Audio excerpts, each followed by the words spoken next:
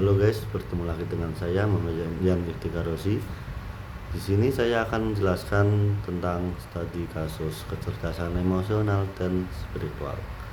Studi kasus tentang kecerdasan emosional dan spiritual menunjukkan bagaimana kedua konsep ini diterapkan dalam situasi nyata untuk menghadapi tantangan profesional maupun personal.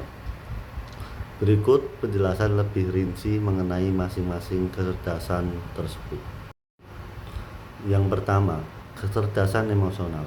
Kecerdasan emosional adalah kemampuan seseorang untuk mengenali, memahami, mengelola, dan mengendalikan emosi, baik emosi diri sendiri maupun orang lain. Dalam studi kasus kecerdasan emosional, misalnya dalam kepemimpinan atau pendidikan, kemampuan ini menjadi kunci untuk mengatasi konflik, membangun relasi yang sehat, serta menciptakan lingkungan kerja atau belajar yang harmonis.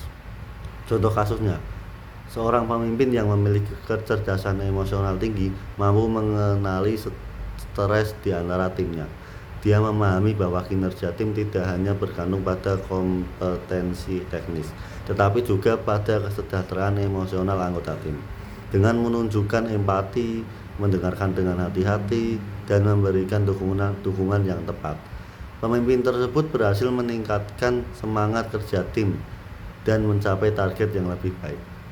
Ini menunjukkan bahwa kecerdasan emosional membantu dalam menciptakan sinergi dan kolaborasi yang efektif. Dan yang kedua, kecerdasan spiritual. Kecerdasan spiritual berkaitan dengan kemampuan seseorang untuk memahami makna hidup yang lebih dalam, bertindak sesuai dengan nilai-nilai moral dan etika, serta merasa terhubung dengan sesuatu yang lebih besar dari dirinya sendiri. Dalam studi kasus kecerdasan spiritual, seringkali ditunjukkan bagaimana nilai-nilai ini diterapkan untuk menciptakan lingkungan kerja atau kehidupan yang lebih bermakna dan penuh tujuan.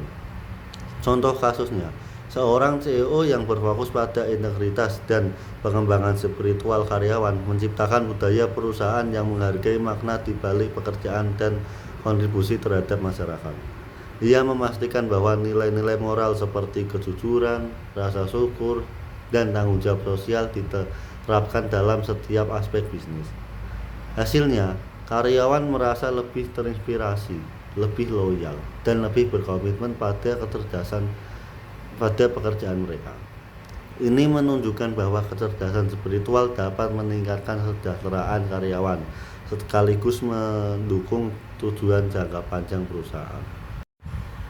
Jadi, dari contoh studi kasus di atas terdapat dampak kecerdasan emosional dan spiritual, yaitu bahwa kecerdasan emosional dan spiritual tidak hanya memberikan manfaat individual, tetapi juga memberikan dampak positif dalam lingkungan sosial, seperti tempat kerja dan institusi pendidikan.